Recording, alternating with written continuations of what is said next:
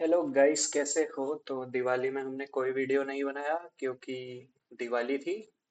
आज we will continue. और आज का जो डेली क्वेश्चन आया हुआ है वो एक्चुअल में आया हुआ है हार्ड। तो मज़ा आया काफ़ी सॉल्व करने में। I just solved it using Python, है ना। रन टाइम छोड़ो, बहुत बेकार है, आई नो इट। बट अब कोशिश करते हैं इसी क्वेश्चन को सी प्लस प्लस में सॉल्व करने की। तो क्वेश्चन में जैसे मैंने देखा, minimum number of increments on subarrays to form a target array. तो हमें एक टारगेट एरे दिया हुआ है, हमें इंक्रीमेंट्स कर करके इस टारगेट एरे को क्रिएट करना है और कुछ तो सब एरेज पे काम करना है। तो first of all, what is सब एरे? सब एरे किसी भी एरे का कंटिन्यूअस पार्ट होता है, कंटिन्यूअस पार्ट को सब एरे बोला जाता है। यानी कि फॉर एन एरे लाइक 1 2 4 5, सब एरे मतलब क्या होगा? सब एरे मतलब होगा इतना पार्ट मैंने उठा लिया, ठीक है, इतना पार्ट मैंने उठा लिया, या फिर पूरा ही उठा लिया, पूरा भी खुद में एक सब एरे है। सिंगल एलिमेंट उठा लिया, वो भी एक सब एरे है। व्हाट इज नॉट अ सब एरे? सब एरे मतलब इसका सब एरे ये नहीं हो सकता कि 1 ले लिया, 2 ले लिया, फिर 4 छोड़ के 5 ले लिया। तो दिस बिकम्स अ सब सीक्वेंस। सब एरे हमेशा कंटिन्यूअस होता है। So this is what a subarray is and what a subsequence is. Now, in one operation, you can choose any subarray from initial and increment each value by 1. Okay, तो हमें initially मान लिया है कि you have an integer array initial of the same size as target with all elements initially zeros. Okay, so हमें जो ये दिया हुआ है, ये हमें टारगेट दिया हुआ है जो हमें बनाना है।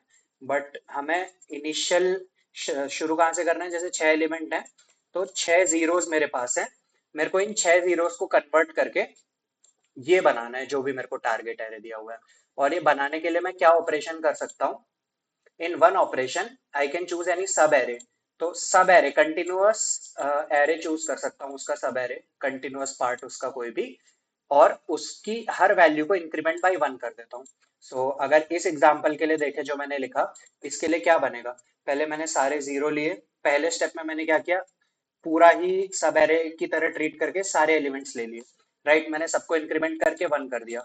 अब देखो, अब मेरा लास्ट वाले दोनों 1 है, ये तो ऑलरेडी बन चुके हैं। तो अब मैंने लिया 2 4 5 6 और केवल इतने पार्ट को इंक्रीमेंट किया। तो केवल इतने पार्ट को इंक्रीमेंट किया तो अब क्या बन गया? 2 2 2 2 बन गया। इसके बाद मैंने अगेन 2 भी मेरा सेटिस्फाई हो चुका है, 4 5 6 लिया। ठीक है, 4 5 लेने पे क्या हुआ? 2, पहले 3 होगा, सॉरी, 3 3 3 1। इसके बाद होगा 1 2 4 4 4 1। अब देखते हैं ना, इसके बाद अब 4 भी बन चुका है। अब मेरे को केवल ये दोनों वाला पार्ट लेना है, तो अब ये होगा 1 2 4 5 5 1। इसके बाद ये बन पाएगा लास्ट में सिंगल एलिमेंट उठा के 1 2 4 5 6 1।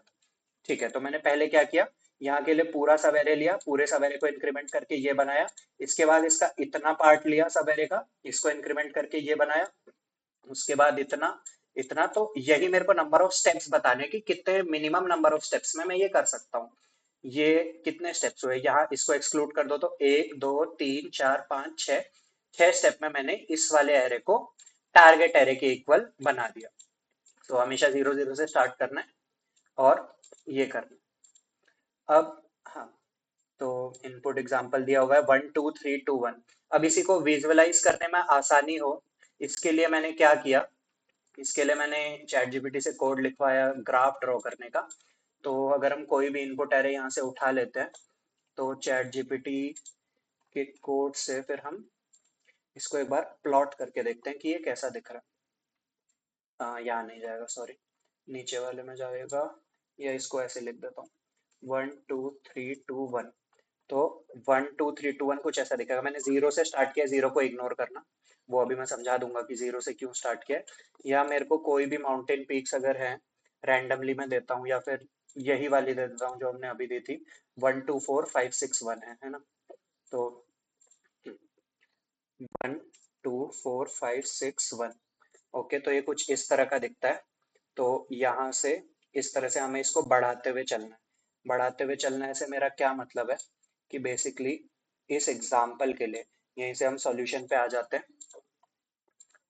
इसी एग्जाम्पल के लिए अगर हम देखें, तो इतना हमें बनाना है जीरो से स्टार्ट करके। तो जीरो से स्टार्ट करके पहले मेरे को एक स्टेप में मैं इन सबको इंक्रीमेंट करूंगा, अगले में मैं केवल इन पांच को इनको इंक्रीमेंट करूंगा, सॉरी, अगले में केवल इनको इंक्रीमेंट करूंगा, 3 4 5। कुछ रह गया क्या? हाँ, मैंने 1 से स्टार्ट किया, सॉरी, तो 0 वाला भी लेना था। तो 1 2 3 4 5 6 स्टेप्स में मेरा ये वाला इस तरह से बन पाएगा। ठीक है। कोई और एग्जांपल लेते हैं बेटर अंडरस्टैंडिंग के लिए, क्योंकि इसमें तो सीधा सीधा ही हो रहा है। ये है 3 1 5 4 2, this is a good example. अगर मैं इसको लेके प्लॉट करूं, yes, so this gives me something like this. ठीक है। तो मैंने 0 इसीलिए लिया था क्योंकि हम बेसिकली 0 से स्टार्ट कर रहे हैं। तो 0 से स्टार्ट कर रहे हैं, तो अब हम क्या करेंगे, इस वाले पे ट्राई करेंगे। Okay, doesn't matter. इसको लिया। अब देखो, यहाँ पे जो है, अब यहाँ पे ये क्या था, 0 मैंने लिया, बट मेन जो शुरू है वो इधर से शुरू है, राइट? यहाँ से लेके यहाँ भी लास्ट में 2 तक है ना, लास्ट में, हाँ। इतना पार्ट देखना। ठीक है। मेरा पहले स्टेप में क्या होगा, पहले स्टेप में इन सबको इंक्रीमेंट कर दूंगा मैं। तो इसको भी इंक्रीमेंट किया, इसको भी, इसको भी, इसको भी, इसको भी। तो पहले स्टेप में ये हुआ। अब देखो, 3 1 4 5 2 था, तो यानी कि ये 1 तो अपनी लोकेशन पे पहुंच गया है। अब मुझे सब एरे लेना है, यानी कि अगर मेरे को इसको और इसको इंक्रीमेंट करना है बट इसको नहीं करना, तो अब मेरे को इन दोनों को अलग अलग स्टेप्स में करना पड़ेगा। बेसिकली 3 1 4 5 2 के लिए, 3 1 4 5 2 के लिए जब मैं स्टार्ट करूंगा तो स्टार्ट तो मैं 0 से ही करूंगा। 0 0 0 0 0। अब मैंने 1 के लिए सबको 1 कर दिया। लेकिन अब देखो, अब मेरे को इस 3 को सेपरेटली इंक्रीमेंट करना है और इसको सेपरेटली करना है, क्योंकि अगर मैं इस पूरे को अब लेने की कोशिश करूं तो ये 1 2 हो जाएगा। तो ये मैं नहीं कर सकता। इसलिए अब मेरे को एक स्टेप में इसको 2 बनाना पड़ेगा, बाकी सबको ऐसे ही रहने देना पड़ेगा। फिर से इसको 3 बनाना पड़ेगा, बाकी सबको वैसे ही रहने देना पड़ेगा। अब इस साइड का काम कंप्लीट हो गया। अब मैं इस सब एरे पे आऊंगा, 4 5 2 वाले पे। तो अब मैं इसको बनाऊंगा 3 1। अब मैं सबको 1 इंक्रीमेंट फिर से करूंगा, 2 2 2 हो गया। अब देखो, ये लास्ट वाला 2 भी हो गया, अब 4 और 5 बचा। अब इस 4 और 5 को मैं लास्ट में इंक्रीमेंट कर दूंगा। तो इसको विजुअलाइज करने के लिए तुम इनको नंबर्स या सब एरेस की तरह मत ट्रीट करो। इसको विजुअलाइज करने के लिए अगर तुम इसे mountains and peaks and valleys की तरह ट्रीट करो। माउंटेन है, इस ग्राफ को एज अ माउंटेन ट्रीट करो, या इस लिस्ट को भी एज अ लिस्ट ऑफ, मतलब सी लेवल की लिस्ट या कुछ भी ऐसी लिस्ट ट्रीट करो कि ये माउंटेन्स हैं और ये वैलीज हैं। तो हमें बेसिकली क्या करना है, 0 से स्टार्ट करके ये पीक्स और वैलीज को अगर हम सही से डाल पाए इस एरे में, तो हमारा काम हो जाएगा। तो कितने स्टेप्स लग रहे हैं 3 1 4 5 2 में, देखना। पहले केवल ये 3, पहले एक बार पूरे को किया तो 0 से 1 बन गए। फिर केवल इस 3 को किया तो ये 2 बना, फिर 3 बना। अब इस वाले पार्ट पे गए, इन इन तीनों को इंक्रीमेंट करके 2 बनाया। अब केवल इन दोनों को करके 4 बनाया, केवल इसको करके 5 बनाया। So it took 1 2 3 4 5 6 7 steps. Check कर लेते हैं 7 स्टेप्स में हुआ है क्या इसमें। अभी फिलहाल रिटर्न 0 मार के चेक करते हैं कि इस केस में 7 स्टेप्स आ रहे हैं कि नहीं। कौन सा केस था? हाँ, तो एक्सपेक्टेड आउटपुट 7। और जो हमने इससे पहले डिस्कस किया था, ये वाला इनपुट क्या था? ओके, तो दिस वाज 1 2 4 5 6 7 1। हमने इसका निकाला था 1 2 3 4 5 6। 6 स्टेप्स हमने इसके निकाले थे। अगेन टेस्ट कर लेते हैं। ओके,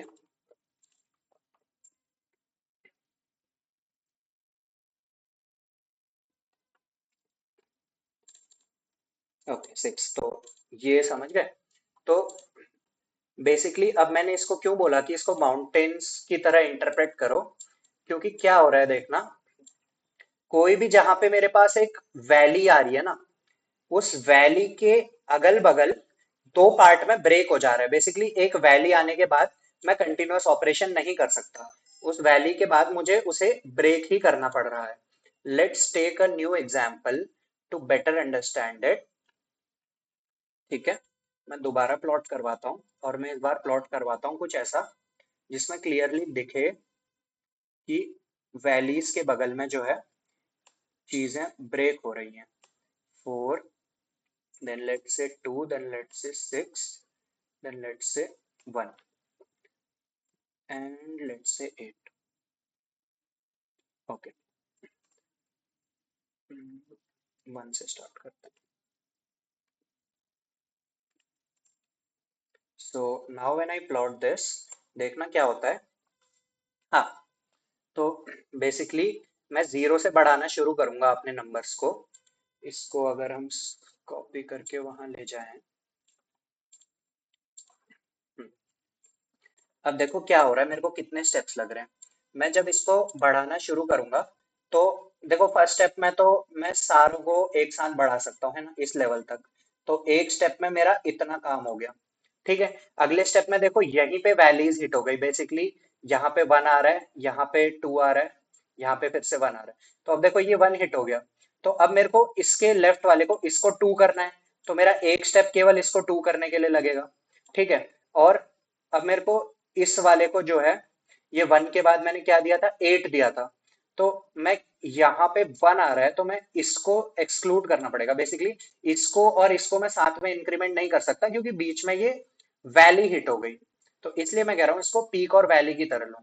तो बेसिकली इसको मैंने एक स्टेप में ये किया, दूसरे स्टेप में मैंने ये किया, तीसरे स्टेप में देखना अब मैं इन चारों को एक साथ अभी इंक्रीमेंट कर सकता हूँ। ये मेरा एक स्टेप हो जाएगा, थर्ड स्टेप, इसमें मैंने इन चारों को इंक्रीमेंट कर दिया।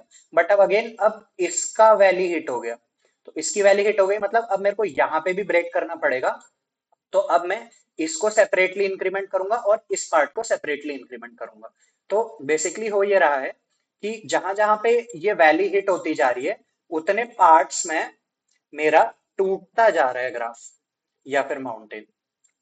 तो अगेन इसको ट्राई कर लेते हैं, कितना आ रहा है, 1 इसमें आएगा, 2 इसमें आएगा। अब देखो यहाँ पे ब्रेक हो गया, यहाँ पे ब्रेक हो गया और यहाँ पे ब्रेक हो गया।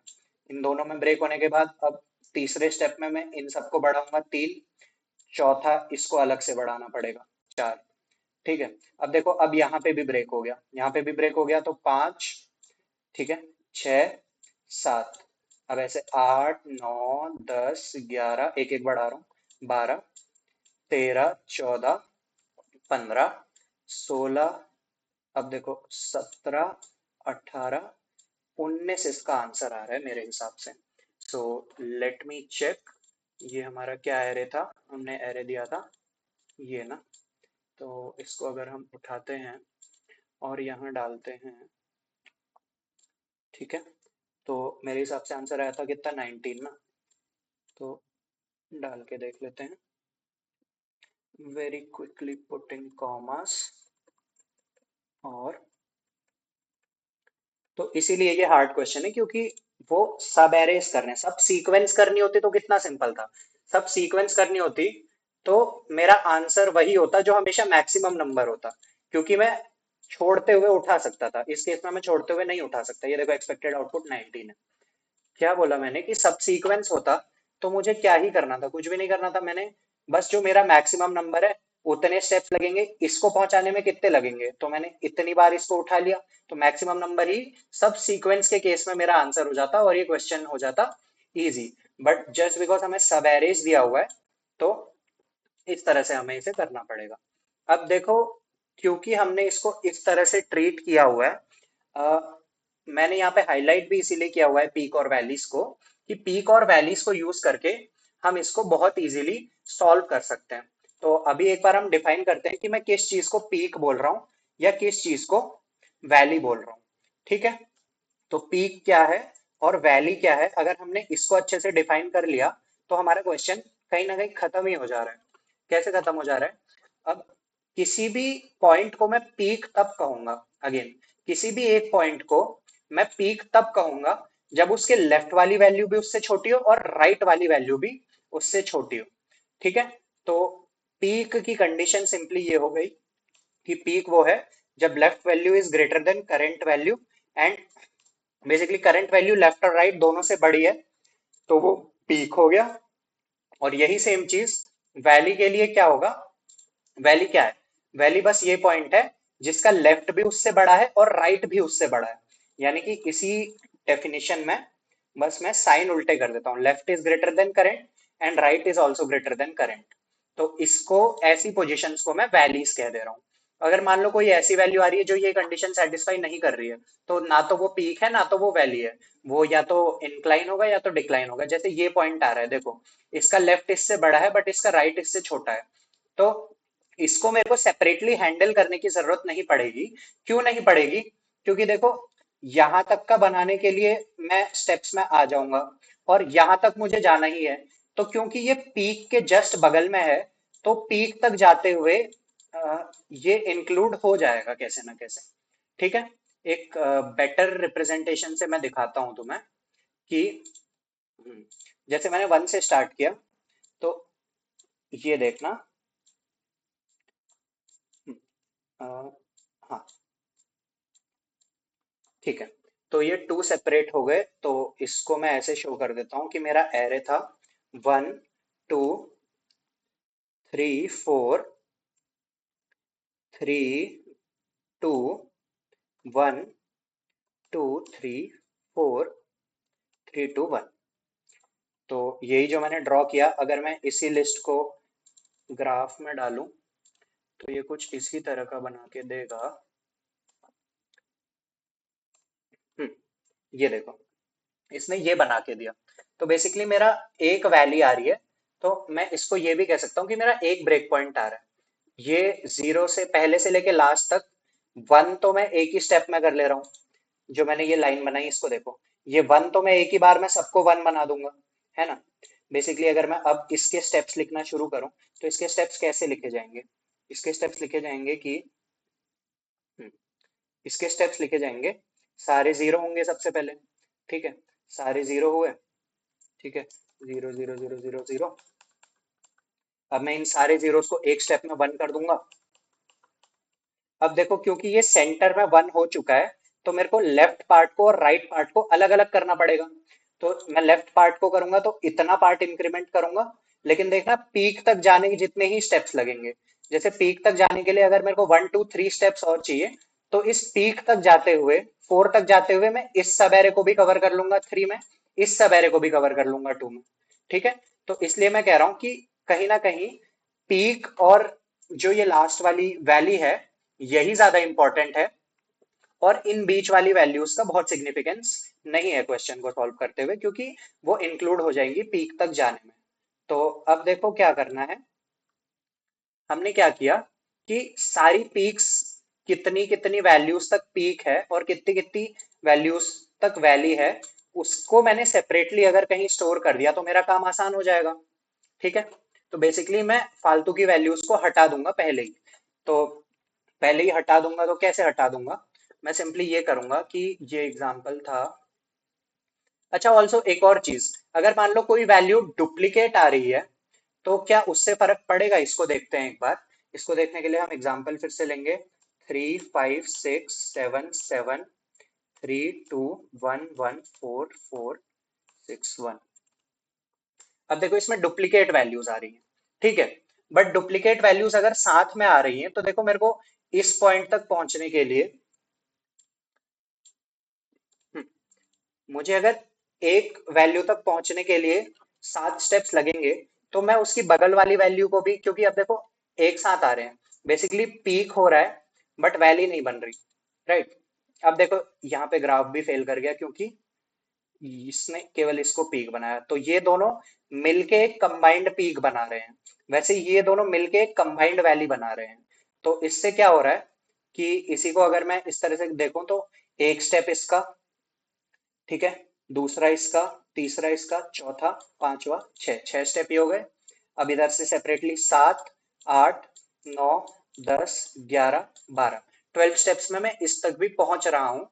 ये ये दोनों पॉइंट्स मिलके एक पीक बना रहे हैं। तो बेसिकली अगर मैं डुप्लीकेट वैल्यूज को एक्सक्लूड भी कर दूं, तो भी मेरा आंसर चेंज नहीं होगा। मैं ये कहना चाह रहा हूँ इस बात से। चेक करके देख लेते हैं। तो ये जो हमने दिया, एक बार हम ये देंगे और एक बार इसी में से डुप्लीकेट डुप्लीकेट वैल्यूज को हटा के देंगे, चेक करने के लिए कि क्या हमारा आंसर चेंज हो रहा है। ये मैंने बनाया।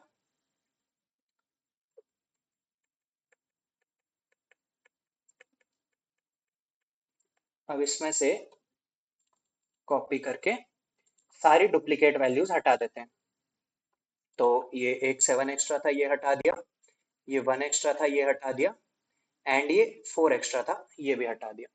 डुप्लीकेट तब जब वो डुप्लीकेट अगल बगल आ रही हैं, बेसिकली सेम सब एरे में आ जाएंगी वो।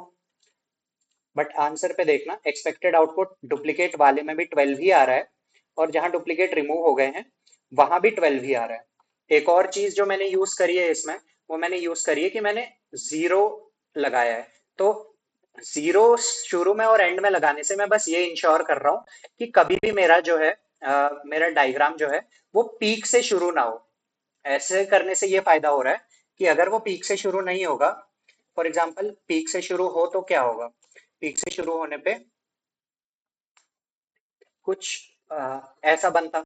अगर मैं केवल यहां से देखूं, जीरो को एक्सक्लूड कर दूं, तो 5 से शुरू होता, तो मेरे को थोड़ा सा कंफ्यूजन होता कि नंबर ऑफ पीक ज्यादा है कि नंबर ऑफ वैलीज ज्यादा है।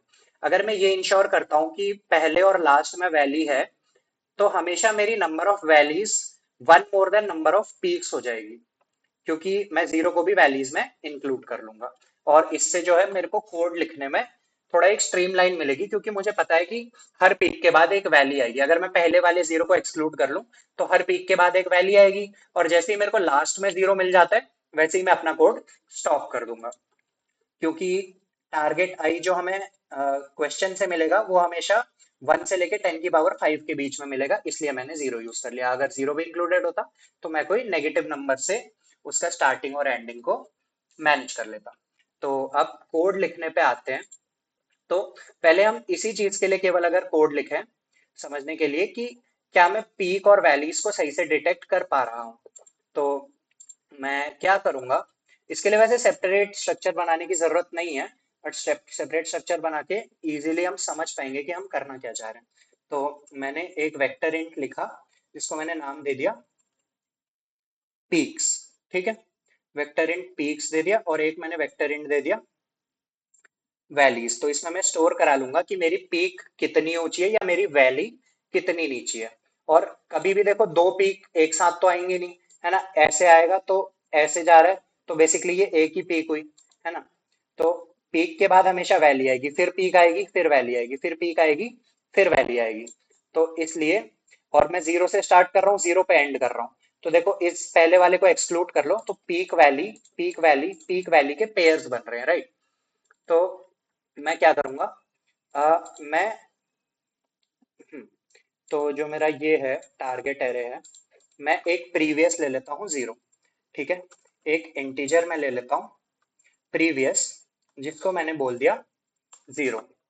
और अब मैं क्या करूंगा, अब मैं इस टारगेट एरे में ट्रेवर्स कराऊंगा, प्रीवियस वैल्यू से कंपेयर करूंगा।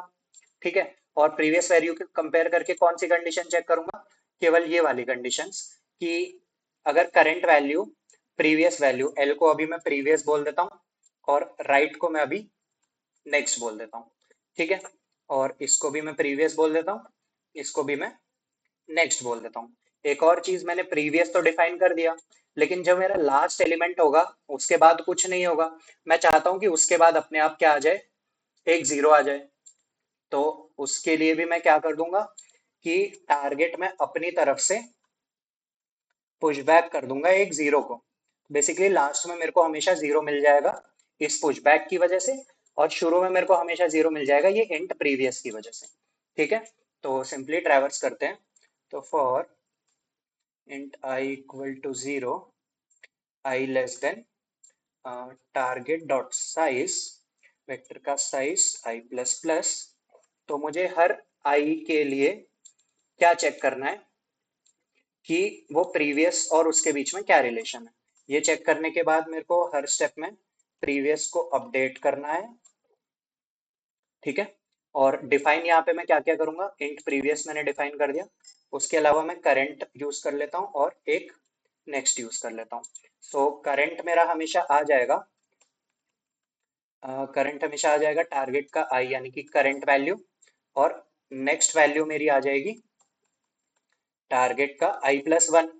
तो करंट को प्रीवियस और नेक्स्ट से कंपेयर करेगा।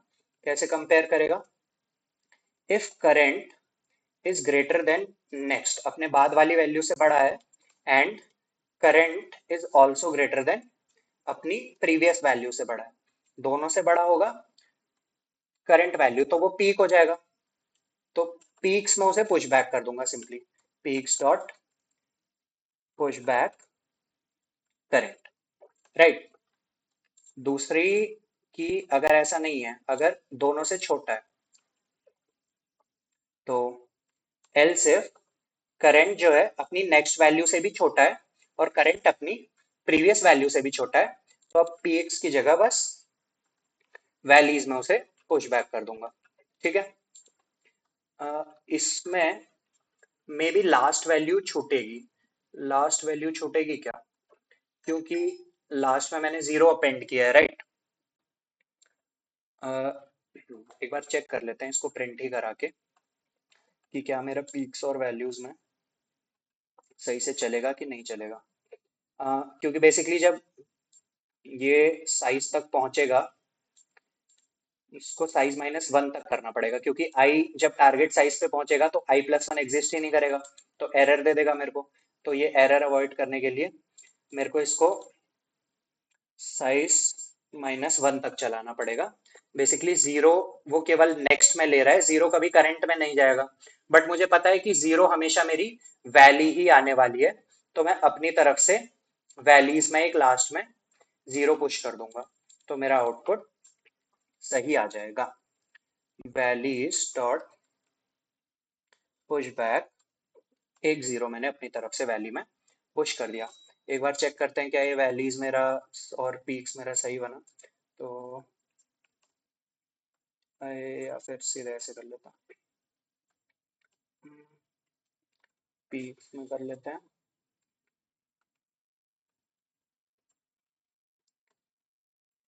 मेरा सी आउट आई, ठीक है।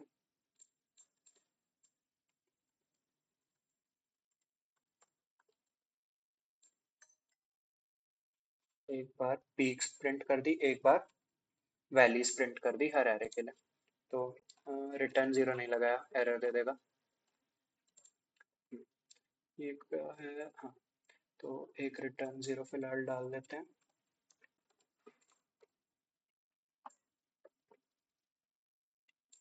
ठीक है।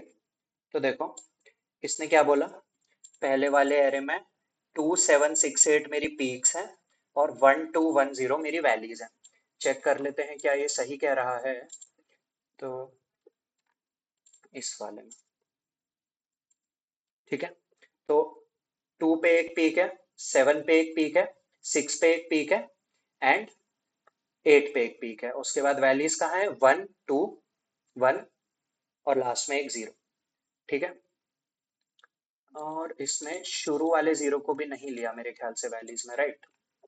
हाँ, क्योंकि नेक्स्ट वाला तो मैंने डाल दिया था बट शुरू वाला नहीं डाला था, तो इसने शुरू वाले को नहीं लिया।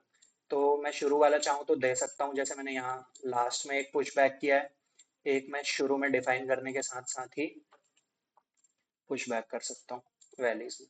तो अब जो है मेरा सही देगा। अब हमेशा मेरी पीक्स से एक ज्यादा मेरी नंबर ऑफ वैलीज आएंगी। ठीक है। कोई और केस में चेक कर लेते हैं। इस वाले केस में चेक कर लेते हैं, ये तो नहीं, ये तो बढ़ ही रहा है केवल। इस वाले में चेक कर लेते हैं। अच्छा, अभी हमने डुप्लीकेट वैल्यूज हैंडल नहीं करी, तो इसलिए ये वाला सही नहीं देगा। ये वाला सही नहीं देगा, चेक कर लें।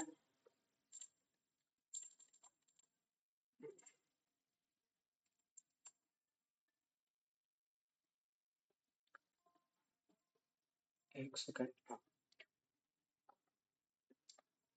सो इस वाले में देखना, इस वाले में पीक कहाँ कहाँ आनी चाहिए। इस वाले में 7 पे एक पीक आनी चाहिए और इधर एक पीक आनी चाहिए, इधर एक वैली आनी चाहिए, इधर नहीं, और इधर एक पीक दी हुई है। तो इसने केवल 6 पे पीक दिया, मेरे को ये 7 और ये 1 लाना है। तो उसके लिए अब मैं डुप्लीकेट वैल्यूज को हैंडल करूंगा यहाँ पे इसी लूप में। डुप्लीकेट वैल्यूज को कैसे हैंडल करूंगा? अ, या तो मैं पहले ही टारगेट में से डुप्लीकेट वैल्यूज हटा दूं। ठीक है। तो डुप्लीकेट वैल्यूज हटाने के लिए मुझे क्या चेक करना पड़ेगा कि कहीं करंट वैल्यू और उसकी प्रीवियस वैल्यू सेम तो नहीं है, क्योंकि अगर वो वैल्यू सेम हो गई तो मेरा काम गड़बड़ा रहा है, राइट। तो जब मैं ट्रैवर्स कर रहा हूँ तो मैं ट्रैवर्स 3 से शुरू कर रहा हूँ और लास्ट तक जा रहा हूँ, लास्ट में एक जीरो है, ठीक है। तो मैं करंट एलिमेंट को उसके एक काम करता हूँ, नेक्स्ट एलिमेंट से कंपेयर कर लेता हूँ। अगर करंट और नेक्स्ट एलिमेंट सेम मिल जा रहे हैं यहाँ पे, तो मैं कंटिन्यू कर देता हूँ, बेसिकली मेरा प्रीवियस अपडेट ही नहीं होगा। तो अगर जैसे मेरे को अभी जैसे मैं इस 7 पे हूँ तो मेरा प्रीवियस 6 है, करंट और नेक्स्ट दोनों 7 है, तो मैं इस वाले 7 को स्किप कर दूंगा। तो मेरा 6 अभी अपडेट नहीं हुआ, मैं इस वाले 7 पे आ जाऊंगा, क्योंकि प्रीवियस मेरा बाद में अपडेट हो रहा है। तो मैं यहाँ पे एक कंडीशन डाल देता हूँ कि if current equal to next, तो करंट और नेक्स्ट अगर बराबर है, करंट और नेक्स्ट बराबर होने पे कंटिन्यू कर दो। तो अब देखते हैं क्या मेरा कोड सही से काम किया।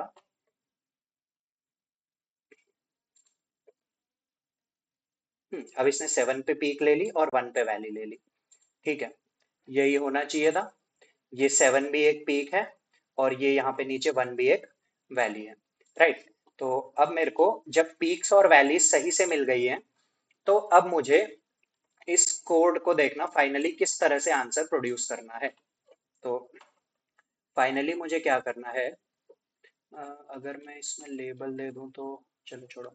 हाँ, फाइनली मुझे क्या करना है, जब मेरे को सही से पीक और वैली मिल चुकी है, तो अब देखना, अब पहले तो मैं जीरो से शुरू करूंगा, राइट। अभी तक मैंने जीरो से शुरू किया, मेरे को कुछ नहीं मिला।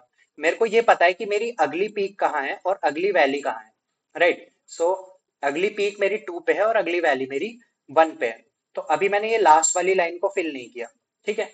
मैं कह रहा हूं कि जब मुझे अगली पीक और अगली वैली मिली, तो मैं चेक करूंगा कि प्रीवियस वैली और करंट वैली में कौन बड़ा है कौन छोटा है, और उसके अकॉर्डिंग अलग अलग काम करूंगा। So what is happening is, यहाँ पे 2 है, यहाँ पे 1 है, यहाँ पे 0 है, उसके बाद यहाँ 7 है, यहाँ पे क्या है, यहाँ पे 2 है, नहीं 3 है, नहीं 2 है, यहाँ पे 2 है, यहाँ पे 6 है, यहाँ पे 1 है, यहाँ पे 8 है, यहाँ पे 0 है, ठीक है। तो मैंने पहले एक 0 को लिया, ठीक है। अब मुझे क्या पता चला, मुझे पता चला कि तो प्रीवियस में मैंने सबसे पहली वैली को ले लिया, तो प्रीवियस वैली मैंने ले ली, प्रीवियस वैली में मेरा 0 है, मुझे पता है, ठीक है। और अब इसके बाद मैंने क्या बोला था कि हमेशा मेरी पीक और वैली पेयर्स में होंगी, प्रीवियस अगर हम 0 को एक्सक्लूड कर देते हैं तो उसके अलावा। तो अब मेरी जो करंट वैली है, तो करंट पीक कहाँ है मेरी, 2 पे है, और करंट वैली कहाँ पर है मेरी, करंट वैली करंट वैली मेरी 1 पे है, ठीक है। तो 2 और 1, तो अब देखो, क्योंकि ये जो 0 है, क्या केस हो सकते हैं, या तो 0 और 1, बेसिकली केस भी लिख देता हूं, प्रीवियस वैली जो है वो छोटी है करंट वैली से, ठीक है। एक केस ये हो गया। दूसरा केस हो गया कि प्रीवियस वैली बराबर है करंट वैली के, ठीक है। इसको करंट लिख देता हूँ, मैं वैली की बात कर रहा हूँ देखना, क्योंकि पीक्स तो करंट वाली ही है, केवल पीक्स में प्रीवियस नहीं यूज कर रहा, क्योंकि एक पीक दो वैलीज के बीच में आएगी। तो प्रीवियस करंट के इक्वल हो गया और प्रीवियस ग्रेटर देन करंट हो गया, ठीक है। तो देखना कैसे अंतर पड़ रहा है, मैं एक स्टैक यूज करूंगा, क्योंकि मैं इस पूरे को देखो एक बार में कर सकता हूँ, है ना। मुझे जहां जहां पे ब्रेक करना है, मैं उन पॉइंट्स को चेक करने के लिए एक स्टैक यूज करूंगा। तो मेरे को ब्रेक पॉइंट्स मिल रहे हैं। अब देखो, जब मैं इस 2 तक जा रहा हूं, तो मेरे को इस 2 तक जाने के लिए एक जो ओवरऑल स्टेप है ये लग रहा है, और दूसरा स्टेप 1 से 2 जाने के लिए ये लग रहा है, ठीक है। अभी फिलहाल जब मैंने देखा अभी फिलहाल जब मैंने देखा कि मेरा ये 0 है और ये 1 है, यानी कि प्रीवियस छोटा है, करंट बड़ा है, तो मैं आंसर में केवल इतना पार्ट कवर करने के लिए क्या वैल्यू लगी वो जोड़ूंगा, ठीक है। तो अभी मेरे आंसर में क्या ऐड होगा देखना, प्रीवियस की ये वैल्यू के लिए मेरे आंसर में 1 ऐड हो जाएगा। आंसर 0 से शुरू किया मैंने, ठीक है। मैं पूरे स्टेप्स ही लिख देता हूँ लूप के, आंसर इक्वल टू 0, मेरे को ये चार वैल्यूज मिली, इन चार के करस्पॉन्डिंग मैंने आंसर में केवल ये वैल्यू जोड़ी। अभी मैंने देखो नीचे वाला नहीं जोड़ा है, ठीक है। क्यों नहीं जोड़ा है? क्योंकि अब देखो, अब मैं जब जा रहा हूँ आगे बढ़ रहा हूँ, अब अगले स्टेप में मुझे यहाँ जाना है, ठीक है। लेकिन अब एक स्टेप में ये हो जा रहा है, एक स्टेप में ये पूरा हो जा रहा है, और यहाँ पे इसकी वजह से ये ब्रेक हो रहा है। तो अब जो है, अब मैं आंसर में इसके अंदर जाऊंगा और अब इन दोनों को देखूंगा, वन और टू में कौन सा छोटा है। वन छोटा है, टू बड़ा है, यानी कि अब ये वाला केस हो रहा है कि नहीं, अभी भी स्टिल यही केस है कि प्रीवियस वैल्यू और करंट वैल्यू में प्रीवियस वैल्यू छोटी है। तो अब मैं आंसर में ये पूरा सीधे सीधे ऐड कर सकता हूँ। ये पूरा सीधे सीधे ऐड करने का क्या मतलब हुआ कि कितने स्टेप्स में, 7 - 2 स्टेप्स में, यानी कि 1 2 3 4 5 एडिशनल स्टेप्स में मैं 7 वाली पीक कवर कर सकता हूँ, ठीक है। और मैंने 5 ही स्टेप्स क्यों लिए, 7 क्यों नहीं लिए? क्योंकि ये स्टेप तो कॉमन है ना, ये पहला स्टेप तो यहाँ तक कॉमन है और दूसरा स्टेप यहाँ तक कॉमन है। तो इसको मैंने अभी नहीं डाला, मैंने केवल पीक वाले स्टेप को काउंट कर लिया, ठीक है। तो मैंने क्या किया बेसिकली, इसमें आंसर में वन जोड़ा, ठीक है। अब इसके बाद मेरी कंडीशन आई, इसके बाद वाली कंडीशन में मेरा आंसर अभी वन था, ठीक है। प्रीवियस वैल्यू अब मेरी वन हो गई, करंट पीक मेरी 7 हो गई, करंट वैल्यू मेरी 2 हो गई। अगेन सेम कंडीशन, प्रीवियस और करंट बराबर है। तो आंसर में, और यहाँ पे आंसर में वन नहीं जोड़ा था एग्जैक्टली, इसको हम बोलेंगे आंसर में पीक वैल्यू माइनस ये करंट वैल्यू की वैल्यू जोड़ी थी, यानी कि 2 - 1 जोड़ा था यहाँ पे। वैसे ही अब यहाँ पे आंसर में क्या जुड़ेगा, अब आंसर में जुड़ेगा करंट पीक कितनी है। पीक है 7, यानी मुझे 7 तक जाना है, लेकिन मुझे 7 तक जीरो से नहीं जाना है, मेरे को 7 तक यहां से जाना है, इस वैली से। तो इस वैली से 7 तक जाने के लिए मेरे को 5 लगेगा। आंसर में 5 और जुड़ गया, तो अब आंसर कितना हो गया, आंसर हो गया अब मेरा 1 + 5 6 हो गया, ठीक है। इनको अलग अलग ब्लॉक्स में लिखेंगे तो ये ज्यादा इजीली समझ में आएगा, ठीक है। तो ठीक है, पहले स्टेप में ये हुआ, दूसरे स्टेप में ये हुआ, दोनों में कौन सी कंडीशन लगी कि प्रीवियस लेस देन करंट वाली, ठीक है। अब तीसरा देखते हैं, तीसरी अब टू और वन आई, अब देखो अब कंडीशन चेंज होगी। अब कंडीशन कैसे चेंज हुई कि अब आई प्रीवियस वैल्यू की वैल्यू 2 और करंट पीक की वैल्यू 6 और करंट वैल्यू की वैल्यू 2 के बाद वाली ये 1 आई, ठीक है।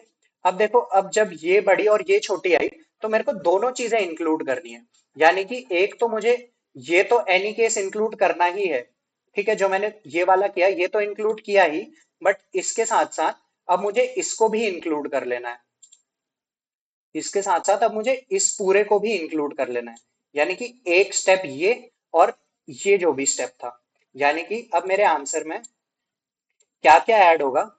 एक तो ये वाली चीज ऐड होगी कि सिक्स से 2 से 6 पे जाने के लिए कितने स्टेप्स लगे, 4 स्टेप्स ये ऐड हुए, ठीक है।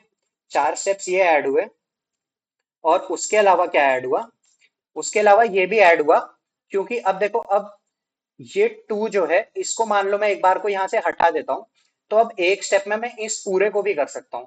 तो ये वन भी मेरे को कहीं ना कहीं अब यहीं पे डालना पड़ेगा, या फिर मैं इसे कह लूं कि इस 2 को अब मैं स्टैक में जो स्टोर करने की बात कर रहा था उसको स्टैक से हटा दूं। स्टैक में मैं किस तरह से स्टोर कर रहा था, स्टैक में मैं वैल्यूज डाल रहा हूँ। तो 0 आया, मैंने स्टैक में डाला, 1 आया मैंने स्टैक में डाला, 2 आया मैंने स्टैक में डाला। यानी कि मैं स्टैक में कब तक डाल रहा हूँ, जब तक कोई बड़ी वैल्यू आ रही है, ठीक है। अब जैसे ही 1 आया वो मेरे को 2 से छोटा दिख रहा है, ये 2 से छोटा आया 1, तो अब मैं इस 2 को यहां से हटा दूंगा, ठीक है। क्योंकि मैंने इसके तक का काम कर लिया, अब मेरे को केवल ये 1 1 देखना है। और अब मुझे ये भी दिख रहा है कि 2 हटाते ही ये 1 और 1 बराबर हो गए, तो बेसिकली इस लेवल तक मैं पूरा काम एक स्टेप में कर सकता हूँ। तो 1 और 1 बराबर हो गए, तो 1 मेरा आंसर में भी ऐड हो जाएगा, ठीक है। तो 4 ये हो गया और ये 1 ऐड हो गया, तो आंसर अभी मेरा 6 हो गया, यानी कि 1 2 3 4 5, नहीं आंसर 6 नहीं हुआ, आंसर 6 पहले से था। आंसर 6 में अब 4 + 1 5 और ऐड हो गया, तो आंसर 11 हो गया। 1 2 3 ये बड़ा स्टेप, 4 5 6 7 8 यहाँ तक, और फिर 3 स्टेप ये। सही कर रहा हूँ, कुछ गलत हुआ? 2 से 5 तक 5 स्टेप्स ये लगे, आंसर 6 नहीं, आंसर 1। ये अच्छा, ये लास्ट वाला 1 अभी ऐड नहीं हुआ है, तो इसलिए 11। अभी ये ग्रीन वाला ऐड नहीं हुआ है। ये ग्रीन वाला कब ऐड होगा? अब जब देखना, इसके बाद जब हम जाएंगे, इसके बाद अगली पीक पे जाएंगे, तो अगली पीक है 8 की। तो current peak becomes 8, current valley becomes 0। ये मेरा फाइनल स्टेप आने वाला है। और प्रीवियस वैली जो है, प्रीवियस वैली बिकम्स 1। अगेन कौन सा वाला केस हो गया? 1 ग्रेटर देन 0। तो अब मेरे आंसर में क्या ऐड होगा कि इस 1 से लेके टॉप तक जाने के लिए कितने स्टेप्स लग रहे हैं? 1 से लेके 8 तक जाने के लिए 7 स्टेप्स तो लगेंगे ही लगेंगे। उसके अलावा अब देखना, क्योंकि 1 और 0 आ चुका है मेरे स्टैक में, 1 था, ठीक है, और यहाँ पे सीधे 0 आया। तो अब 0 और 0 आ गया, मतलब मैं इस पूरे स्टेप को भी इंक्लूड कर सकता हूँ, 0 से लेके 0 तक वाले। यानी कि एक मेरे को और यहाँ पे इंक्लूड करना पड़ेगा। ठीक है, तो 7 + 1 तो 11, और +8 किया तो 19। ही मेरा इस वाले केस का आंसर था। कौन सा केस हमने लिया था? Yes, this one. इसका आंसर 19 था।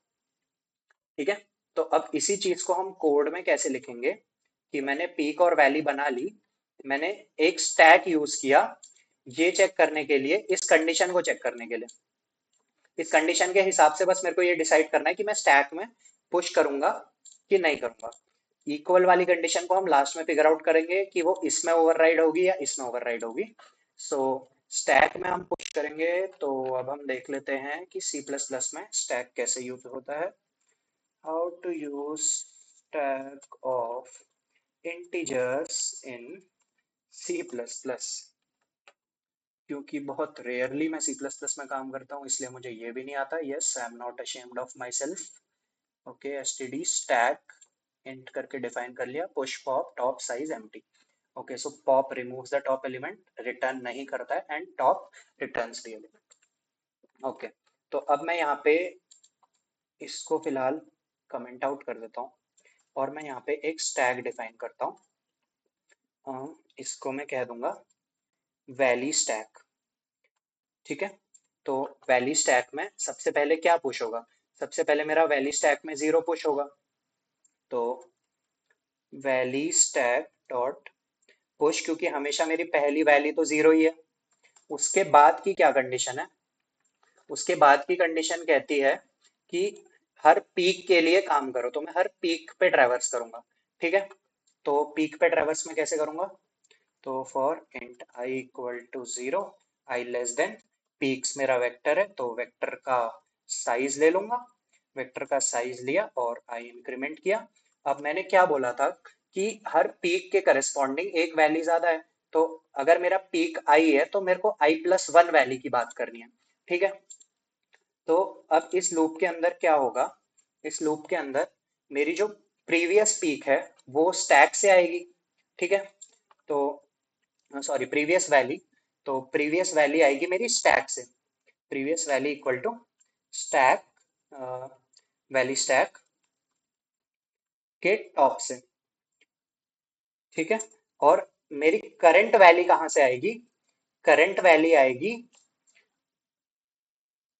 वैलीज का i+1 से, क्योंकि पीक से देखना एक आगे वाली वैली मेरे को लेनी है। और पीक कैसे आ जाएगी? तो करंट पीक आ जाएगी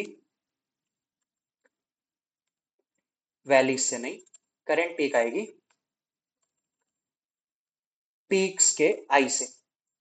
ठीक है, तो बेसिकली इस केस में ये 0 मैंने स्टैक से ले लिया प्रीवियस, ये आ जाएगी करंट पीक, ये आ जाएगी करंट वैल्यू, फिर ये आ जाएगी करंट पीक, ये आ जाएगी करंट वैल्यू। तो इस तरह से मैं लेते हुए चल रहा हूँ। अब मेरे को अगेन कंडीशंस चेक करनी है कि करंट वैली और प्रीवियस वैली के बीच में कौन बड़ा है कौन छोटा है। So if current valley is greater than previous valley, ठीक है, एक कंडीशन ये हो गई। या फिर दूसरी कंडीशन हो जाएगी current valley is less than previous valley. ये दो कंडीशन अभी देखते हैं। ठीक है, तो मैंने क्या बोला कि मैंने बोला जब प्रीवियस वैल्यू छोटी है और करंट वैल्यू बड़ी है, तो क्या हो रहा है, तो मेरा केवल आधा पार्ट के लिए काम हो रहा है। ठीक है, प्रीवियस वैल्यू छोटी है और तो जीरो से मैं वन पे आ गया, अब वन से मैं टू और अंदर जाऊंगा। करंट बड़ा होने पे मेरे को स्टैक में पुश करना है। तो करंट वैल्यू बड़ी होने पे प्रीवियस वैल्यू से मेरे को वैल्यू स्टैक में पुश करना है। इसी चीज को अगर हम कॉन्सेप्ट वाइज बोलें तो इसी चीज को बोला जाता है मोनोटोनिक स्टैक। तो वैल्यू स्टैक में पुश कर देंगे हम करंट वैल्यू को। ठीक है, और अगर करंट वैल्यू करना क्या है, आंसर में क्या इंक्रीमेंट करना है, आंसर में इंक्रीमेंट करना है पीक में से जो भी बड़ी वैल्यू है। आंसर में तो हम हमेशा बड़ी वैल्यू ही लेंगे, चाहे वो छोटी ये वाली बड़ी हो, प्रीवियस वाली बड़ी हो या करंट वाली बड़ी हो, हम हमेशा इन दोनों में से जो मैक्सिमम होगा उतना पार्ट लेंगे। और पीक जैसे 6 तक मुझे जाना है, 2 तक मैं ऑलरेडी आ चुका हूं, तो एडिशनल कितने स्टेप्स लगेंगे वो मैं आंसर में जोड़ रहा हूं। यहाँ पे आंसर मैंने डिफाइन नहीं किया, तो int आंसर इक्वल टू 0। और टेस्ट केसेस के लिए कुछ बोला है, generated so that answer fits a 32 bit integer. तो 32 bit integer in C plus plus, तो 32 बिट इंटीजर मीन्स 4 बाइट्स। तो ये लॉन्ग लॉन्ग में आएगा कि नम में आएगा, मेरे को बस ये पूछना था, उसमें आई एम कंफ्यूज्ड। काम करते हैं, लॉन्ग लॉन्ग ले लेते हैं, ज़्यादा दिमाग नहीं लगाते हैं। तो एंड आंसर की जगह मैंने कर दिया लॉन्ग लॉन्ग आंसर।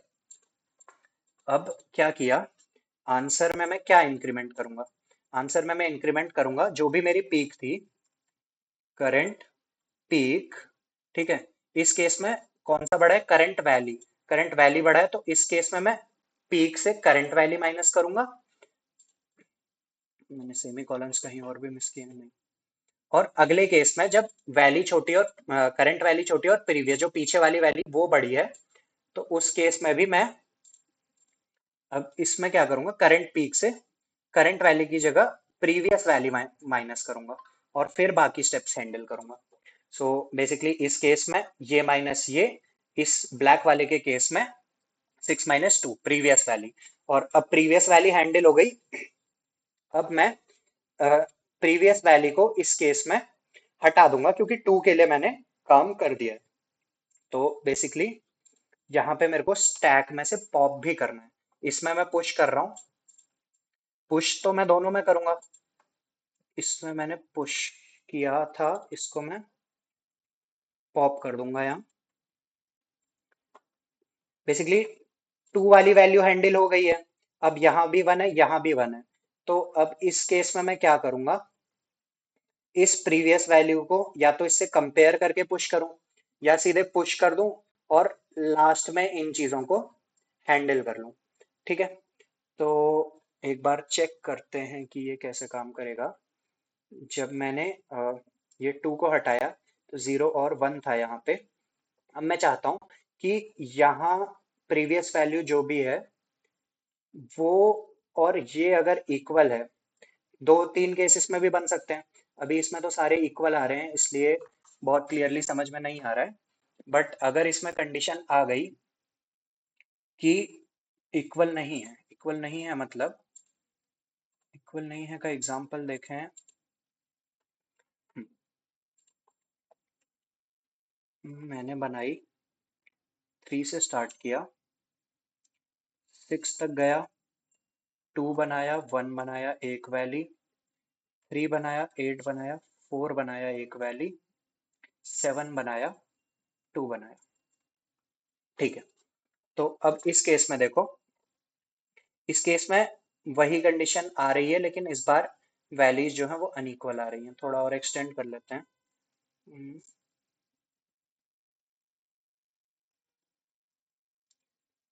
2 के बाद 8 3 1 2। ठीक है, तो इस एग्जांपल में हम समझ पाएंगे कि क्या करना है हमें हर केस में।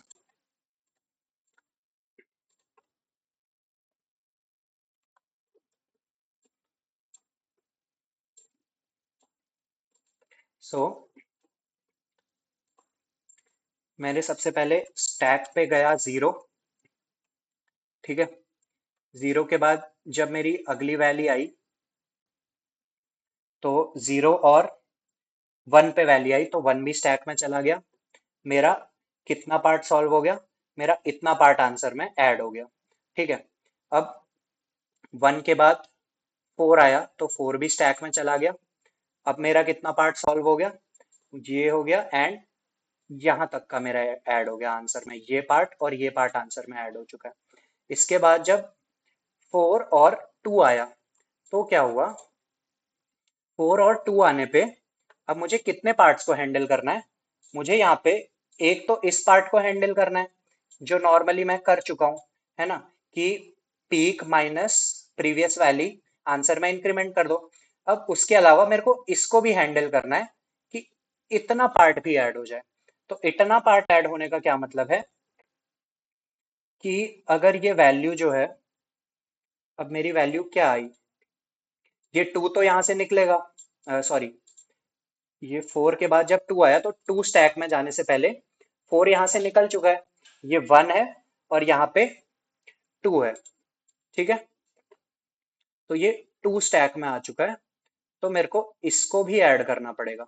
तो इसको भी ऐड करने के लिए मैं इन दोनों को सेपरेटली करने के बजाय करंट वैल्यू को ही कर देता हूं, तो मेरा यहां तक का हैंडल हो गया। तो मेरे आंसर में अपेंड होना चाहिए, अगर मैं पीक और प्रीवियस वैल्यू को लूं तो केवल इतना पार्ट जाएगा, अगर मैं पीक और करंट वैल्यू को लूं तो इतना पूरा पार्ट एक स्टेप में चला जाएगा। तो इस पूरे को एक स्टेप में डालने के लिए अब मैं यहाँ से क्या कर रहा हूँ, यहाँ से 2 अभी गया नहीं है स्टैक में, 2 जाने से पहले मैं 4 को पॉप कर दे रहा हूँ, 4 को पॉप कर दिया और फिर 2 को डाल दिया स्टैक में। ठीक है, सो वैल्यू स्टैक में से पॉप कर दिया मैंने एक वैल्यू, और उसके बाद जो अगली वैल्यू आई उसको डाल भी दिया। ठीक है, ये हुआ। अब इसके बाद मेरी अगली आई, हम्म, इसके बाद मेरी अगली आई सेम कंडीशन दोबारा से कि प्रीवियस वैल्यू बड़ी है और करंट वैल्यू छोटी है। तो अगेन मेरे को ये तो करना ही है और इसके प्रीवियस वाला भी हैंडल करना है। तो अब इस केस में अगेन मैं इसको पॉप कर दूंगा स्टैक से, यानी कि 2 को पॉप कर दूंगा और 1 को डाल दूंगा। तो अगर मैं 2 को पॉप कर दूंगा और 1 को डाल दूंगा स्टैक में, तो मेरा स्टैक कुछ ऐसा दिखेगा, राइट। और लास्ट में, हम्म, तो 1 को डाला, और 1 को डालते साथ में ये भी कह सकता हूं, अच्छा मैं तो स्टैक से टॉप पॉप करूंगा ना हर बार में, तो ये 2 का काम जब हो चुका है तो स्टैक में 1 ही है। तो 1 और 1 जब मिले तो मुझे प्रीवियस वाले 1 को अपेंड करना है। तो प्रीवियस वाले 1 को अपेंड करना है क्योंकि ये 2 यहाँ पे एग्जिस्ट ही नहीं करता। तो इस वाले को हटाना है इस केस में भी जब इक्वल मिले, तो इक्वल के केस में भी हटाना है, तो हटाने वाली कंडीशन में मैं इक्वल भी लगा दूंगा। और आंसर में ये ऐड कर देना है current peak minus current value ही ऐड करना है आंसर में, और इसको पुश कर देना है। अब एक बार चेक करते हैं कि हमारा कितना पार्ट हैंडल हो चुका है और कितना पार्ट अभी भी बचा है। प्रीवियस वैल्यू अनडिफाइंड है, previous value, current value, current peak, अच्छा तीनों डिफाइन ही नहीं किए हैं। तो int previous value, previous value, current value और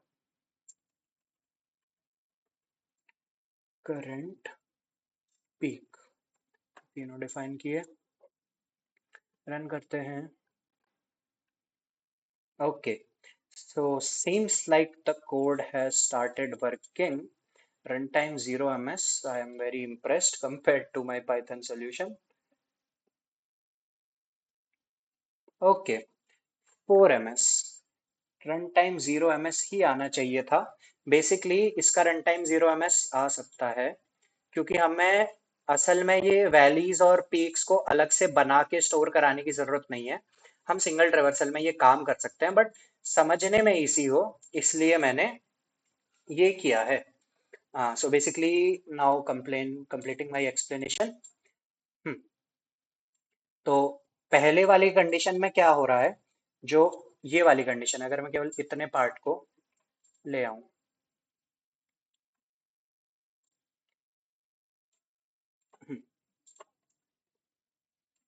अगर मैं केवल इतने पार्ट को यहाँ ले आऊं, हम्म, तो देखो आंसर 0 से शुरू हुआ। ठीक है, अब ये मेरी पहली पीक आई। ठीक है, अभी स्टैक में क्या है और पीक में क्या है। ठीक है, तो स्टैक में अभी मेरा 0 था। ठीक है, ये मेरी पहली पीक आई और उसके करस्पॉन्डिंग ये वैल्यू आई। तो कौन सी कंडीशन में आ रही है कि करंट वैल्यू जो है, ये वाली वैल्यू बड़ी है प्रीवियस से, प्रीवियस में से 0 निकला, और करंट में क्या है 1, तो current is greater than previous. तो आंसर में current peak minus current value, यानी कि ये कवर करने के लिए, इससे ऊपर का पार्ट कवर करने के लिए कितने स्टेप्स लगे, 1 2 3 4 5 स्टेप्स लगे, आंसर में 5 जुड़ गया। ठीक है, उसके बाद जो है, उसके बाद क्या हुआ, पुश हो गई करंट वैल्यू, क्योंकि 0 के बाद 1 आया तो ये 1 यहां पुश हो गया। ठीक है, अब अगली वैल्यू आई, अगली पीक आई 8 की। ठीक है, और अगली वैल्यू आई कितनी, 4, तो 4 इज अगेन ग्रेटर देन 1, तो फिर से सेम चीज हुई। यहां तक के लिए कितने स्टेप्स लगे, वो पुश हो गया, 8 - 4, आंसर में 4 जोड़ गया, प्लस अब ये 4 यहां चला गया। ठीक है, अगली कंडीशन आई, अगली कंडीशन आई, ये पीक थी 7, और अगली वैल्यू जो थी 4 निकली यहां से। ठीक है, यहां से 4 निकली और इधर थी 2, तो अब दूसरी वाली कंडीशन में गए, अब इस वाले में गए। इस वाले में क्या हुआ, वैल्यू स्टैक में से पॉप कर दिया, यानी कि इस 4 का काम कंप्लीट हो चुका है, अब मेरे को 1 और 2 के बीच में हैंडल करना है, इसको हैंडल नहीं करना है। 4 का काम कंप्लीट हो गया, और मैंने क्या पुश कर दिया कि ये पूरा, ये पूरा, यानी कि मैंने अगेन कौन सी वाली वैल्यू यूज करी, करंट वैल्यू यूज करी। ये पूरा डालने के लिए कितना चाहिए, 7 - 2, तो 5 में ये काम हो जाएगा। तो ये पुश हो गया, और अब क्योंकि इसका काम नहीं बचा, क्योंकि ये वाला पार्ट जा चुका है, इसलिए इसकी जरूरत यहाँ नहीं है। और 4 हटा के अब मैंने क्या पुश कर दिया, वापस से 2 पुश कर दिया। तो 0 1 2 अभी भी है, अब अगला 2 मिला, सिमिलरली अगला 1 मिला, तो अब ये 2 भी पॉप हो गया, यहाँ पे आ गया 1, और ये जो है इस पीक के लिए, हाँ 1 आया।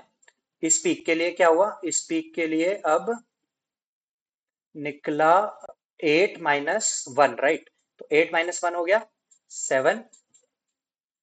ठीक है, ये 1 आ चुका है। अब आखिरी है, कौन सी पीक है, 2 वाली पीक है।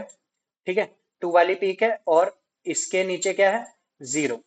तो लास्ट में क्या हुआ कि 2 स्टेप्स तक जाने के लिए जब मैं करूंगा, तो मेरे को ये पूरा वाला भी अभी कवर हो रहा है, क्योंकि देखो 0 पे मैं अब पहुंचा हूं, तो ये पहला स्टेप और ये दूसरा स्टेप दोनों अभी कवर हो रहे हैं इस वाली कंडीशन से आगे।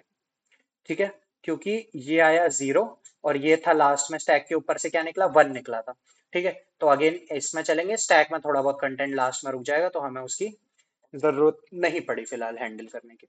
तो ये करने के बाद +2 ऐड हुआ, तो कितना आ रहा है हमारा आंसर, 10 21 23, 23 था क्या इसका आंसर, नहीं 23 तो नहीं था किसी का आंसर। हमने चेक ही नहीं किया इसका आंसर, इसलिए हमें नहीं पता कितना था इसका आंसर। तो इसका आंसर मेरे हिसाब से 23 आया है। Let me check this one more time, and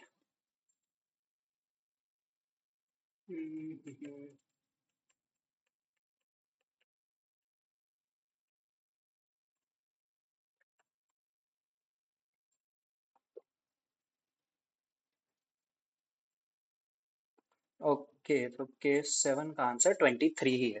so इस तरह से स्टैक का यूज करके और पीक्स और वैलीज को हैंडल करके हमने जो है इस क्वेश्चन को सॉल्व किया है।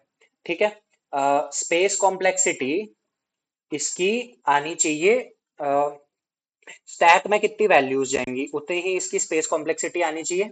टाइम कॉम्प्लेक्सिटी मैक्सिमम तो हमने एक ही बार एरे पे ट्रेवर्स किया है, तो ऑर्डर ऑफ एन ही है। बट हमें, हमने जो बेसिकली ये वेक्टर्स यूज किए पीक और वैलीज के लिए, इसको यूज करने की जरूरत नहीं थी, क्योंकि मेरे को क्या चाहिए, मेरे को करंट वैली, प्रीवियस वैली और करंट पीक ही चाहिए हमेशा। तो ये तीन मैं एक ही ट्रैवर्सल में कर सकता हूँ, बट समझने में इजी हो इसलिए मैंने इस तरह से किया हुआ है। ठीक है, तो देख लेते हैं एडिटोरियल अब इसका भी। डिफरेंस एरे क्रिएट किया, ओके।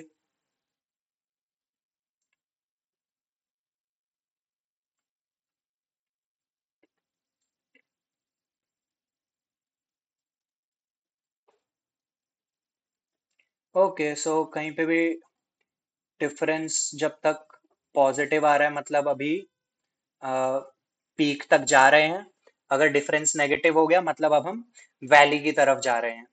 ठीक है, इसको इसने कैसे यूज किया।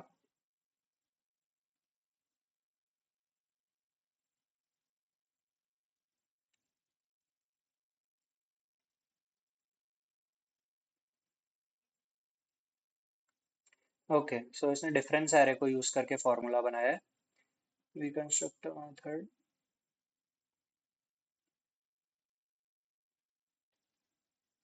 यार मेरे कोड से तो बहुत ज्यादा छोटा कोड है ये। ठीक है, but still time complexity order of N ही है, and space complexity order of one है। इसने स्टैक भी यूज नहीं किया, इसने सिंपली डिफरेंस एरे का बार बार मैक्स निकाल निकाल के कर दिया। I think I will have to look at this one more time, but still आज के लिए बहुत बड़ा वीडियो बन चुका है। हाँ, so this also tells us कि ये क्वेश्चन को करने के अलग अलग तरीके हो सकते हैं एंड बट नॉट। ठीक है, या that would be all. Space complexity optimize नहीं हुई मेरे से, चलो कोई बात